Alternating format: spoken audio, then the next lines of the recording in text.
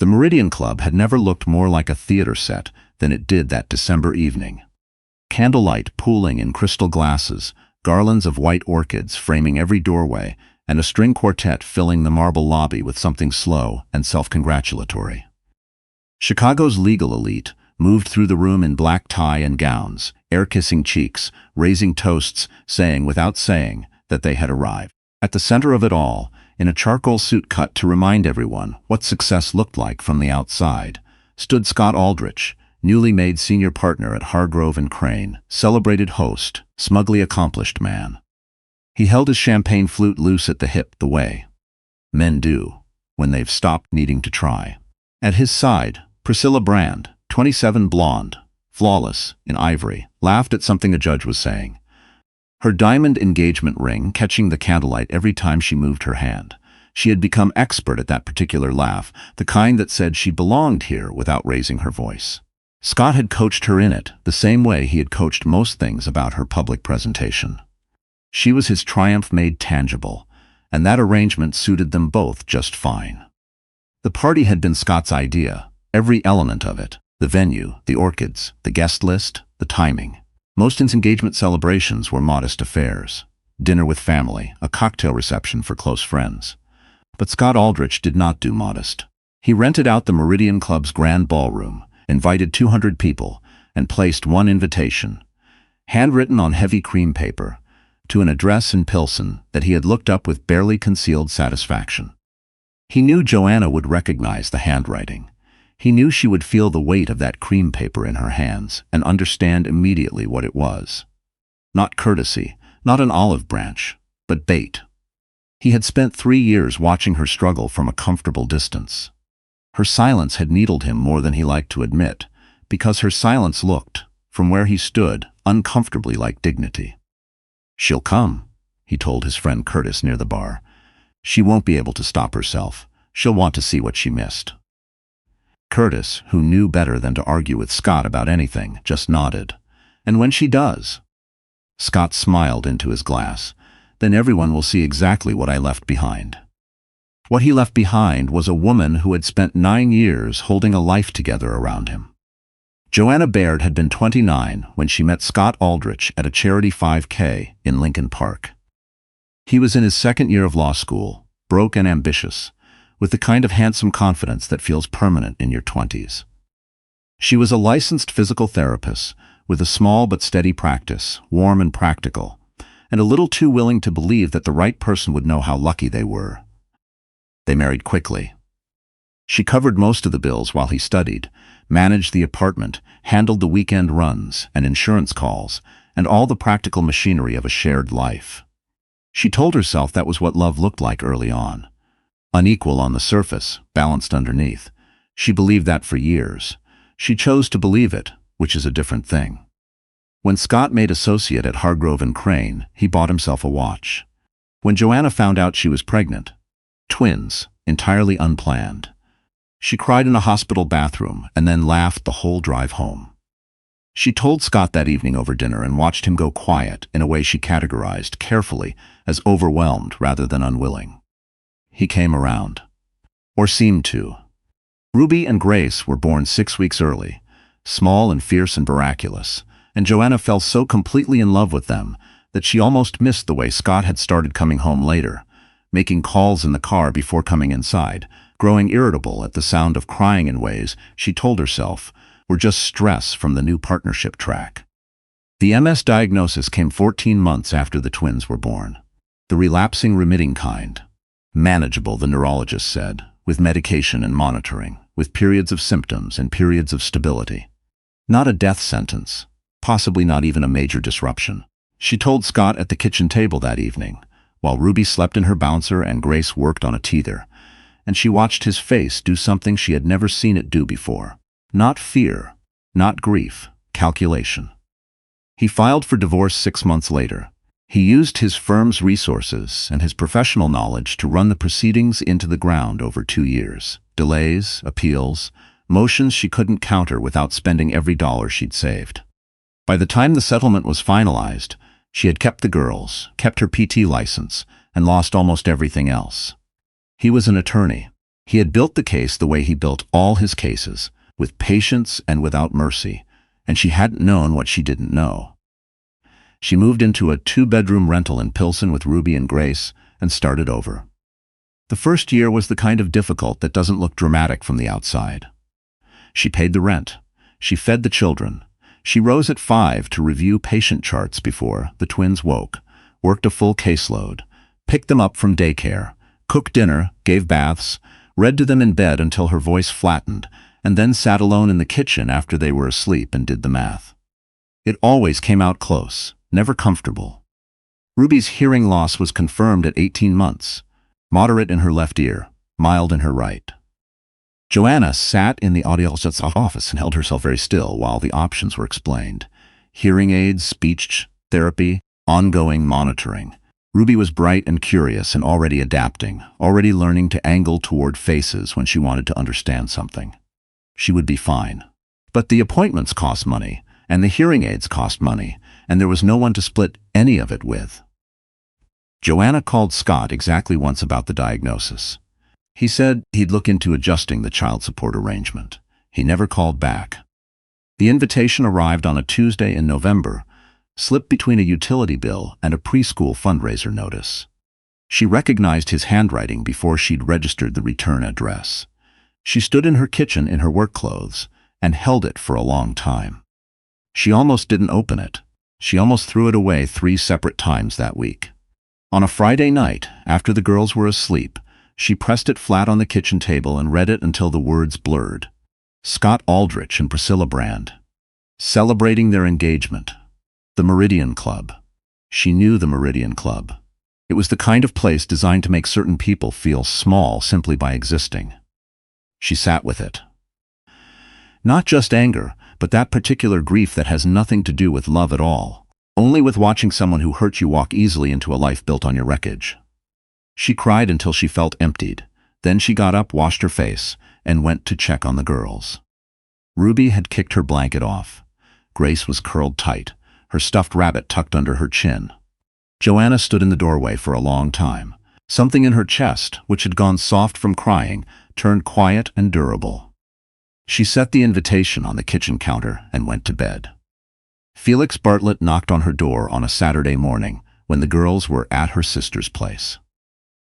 She answered in sweats, hair pulled back. Halfway through breakfast, she didn't want.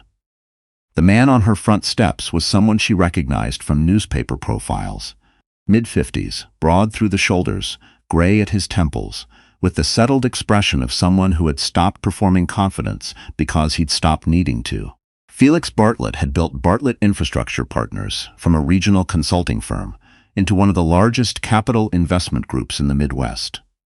His name appeared in the Tribune every few months. She had no idea why he was standing on her front steps. He identified himself. "I know this is unexpected," he said. "I'll explain why I came, and then you can decide whether to hear the rest." She let him in. He sat at her kitchen table, the same table where she had read the invitation, and told her what he knew. 18 months ago, his firm had been in a settlement negotiation with a pharmaceutical distributor represented by Hargrove and Crane. A significant recovery had been owed to a subcontractor that had gone under in the dispute. Somewhere between the negotiated figure and the disbursed amount, just over $2 million had been redirected through a shell company, routed through what appeared to be legal fees, but were not. Felix's internal audit had caught it. He had spent 14 months building the case with a forensic accountant and a contact at the U.S. Attorney's Office. Joanna said Scott's name before Felix did. He confirmed it with a nod. She looked at the table. Felix continued. In the course of the investigation, his team had recovered communications between Scott and his assistant that referenced financial movements made during her divorce proceedings. Assets repositioned in ways that had directly affected her settlement. If she still had documents from that period, they would help complete the picture. She had kept everything. Every email printout, every court filing, every letter. She had organized it all by date in labeled folders in her storage closet. That was who she was. Scott had counted on her being trusting. He had never thought to worry about her being organized. They talked for nearly 3 hours. Felix mentioned his wife without being asked. Ovarian cancer, 18 months from diagnosis to the end, 4 years ago. He said it plainly, without soliciting anything. He'd had a long time to sit with it. His children were grown. His firm was entirely his, which was both a comfort and a loneliness he was still figuring out what to do with. Before he left, he mentioned the invitation. Someone at Scott's firm had brought it up, he said. They thought it was cruel, he agreed. Joanna looked at her hands. He's not wrong about the contrast. I've been ground down. You've been working, Felix said. That's not the same thing. He paused. If you want to go to that party, not to prove anything, not to make a scene, but to stand in the room as who you actually are, I'll take you, I'll stand beside you, and whatever Scott has planned, he won't find the audience he's expecting. She didn't answer right away. She thought about Ruby angling her head toward faces to hear better, and Grace taking her sister's hand without being asked, and the math she did on Tuesday nights that always came out close but never comfortable. She thought about Scott at the mediator's table 3 years ago, perfectly calm, explaining why she deserved less than she needed. She had been quiet for 3 years, not because she was broken, because she was busy surviving. There was a difference, and she was only now beginning to say it out loud. All right, she said, I'll go. On the evening of the party, a black town car pulled up outside her building at 7. Felix had arranged a stylist, a friend of a colleague who had insisted on helping when she'd heard the circumstances. Joanna had protested once, then stopped, because Felix said simply that she was allowed to receive help, and there was nothing diminished about it, and she recognized the truth of it even if she hadn't lived inside it for a long time. The dress her sister had found and spent 2 evenings altering, a deep burgundy wrap, fit better than anything she'd owned in years. Her hair was down, which she almost never wore it. She stood in her bathroom and looked at her reflection with the unsentimental attention she gave most things. She did not look like someone who had spent 3 years doing the math in a kitchen in Pilsen. She looked, she thought, like herself. Only visible. Ruby and Grace had dressed in matching cream dresses with velvet sashes. Ruby put her hearing aids in without being asked, which she sometimes declined to do. Grace solemnly approved both their outfits, which she did with the thoroughness of someone twice her age. In the car, Grace asked where they were going. A party, Joanna said. For important grown-ups? Grace pressed. Joanna almost laughed out loud. Something like that, she said. She was nervous. She had expected the nervousness and made peace with it. Felix sat beside her and said nothing, which was exactly right. At one point, watching city lights move past the window, she said, He expects me to walk in there looking like I've been beaten. Felix considered that for a moment. Then you survived 3 years he designed to make sure you couldn't. That's what you're walking in with. She let that sit without arguing. The valet saw the town car first. The photographers near the entrance had been shooting arriving guests for the society column, moderately bored. When Felix Bartlett stepped out, 2 of them straightened instinctively. Then he turned and offered his hand. Joanna stepped onto the sidewalk. A small, audible shift moved through the cluster of arriving guests nearby, and behind her, Grace and Ruby climbed out and stood on either side of her, looking around at the Meridian Club's entrance with the absolute composure of children who have been loved securely enough to not find new places frightening.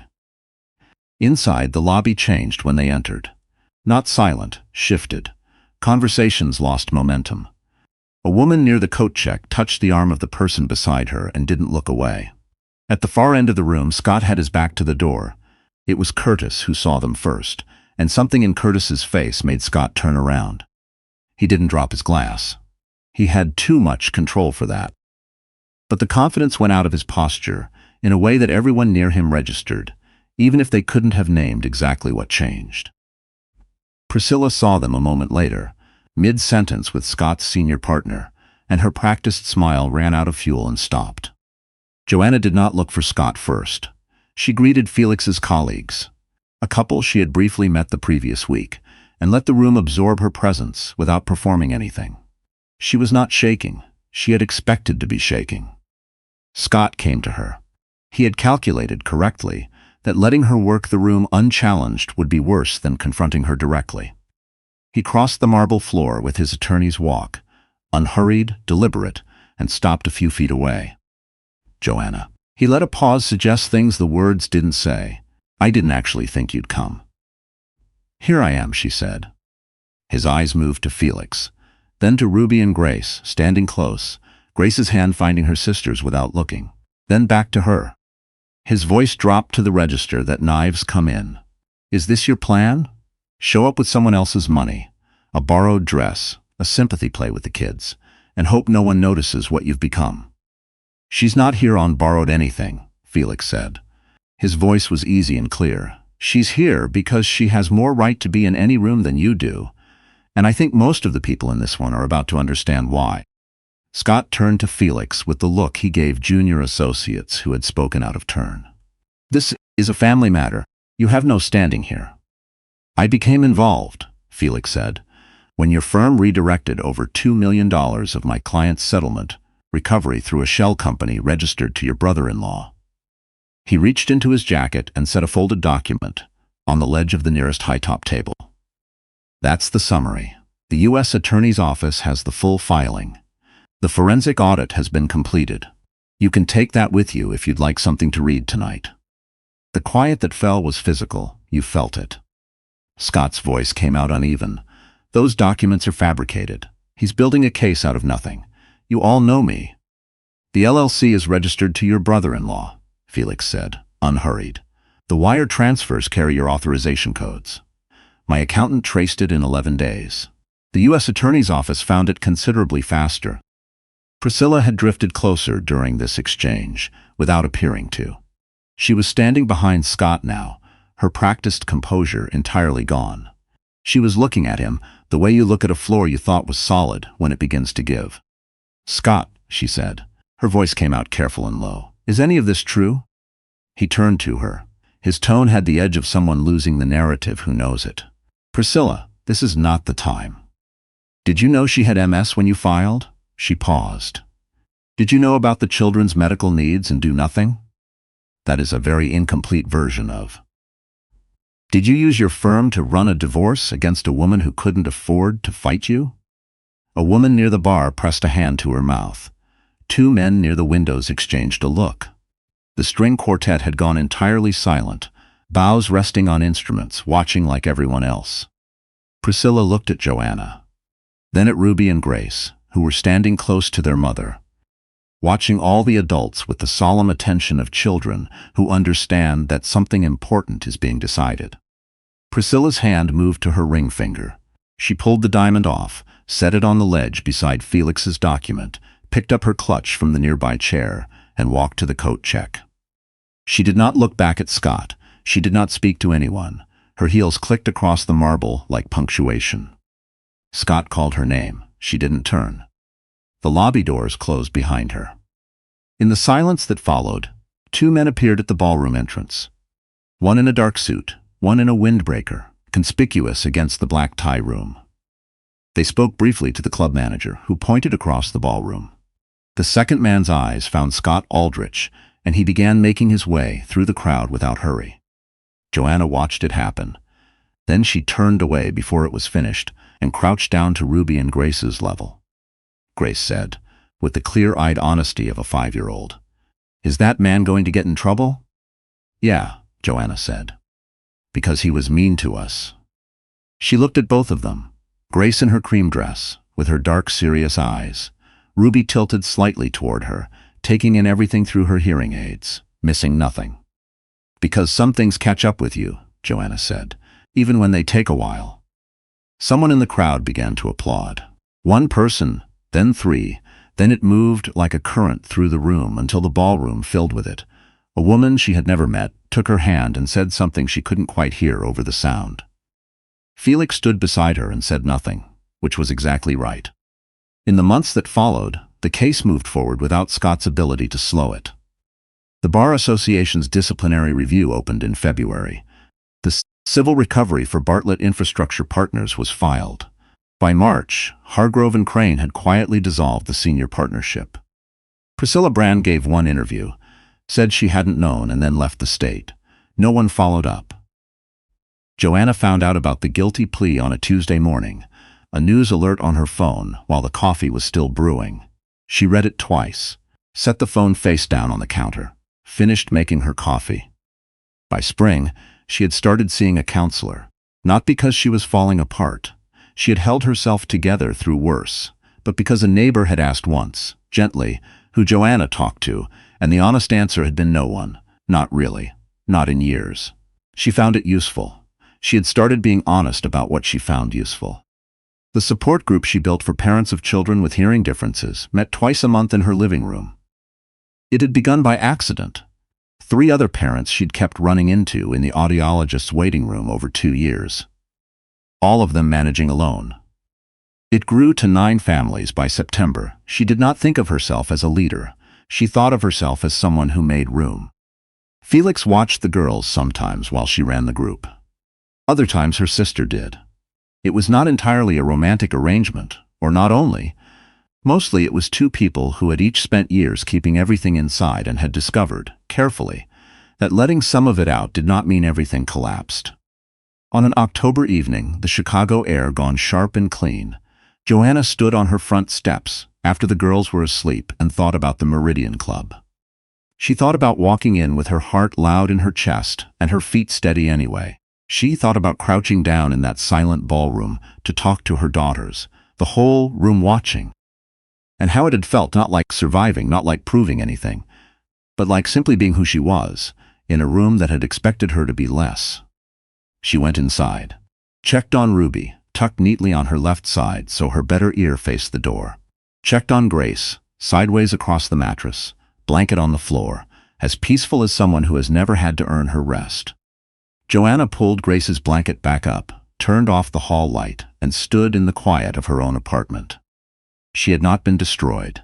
She had not been remade by rescue either. She was the same woman who had done the math in this kitchen and made it come out close enough.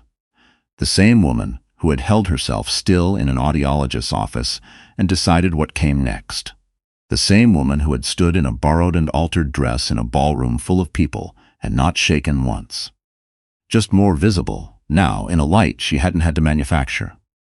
That was enough. It was, it turned out, everything she had ever needed to be.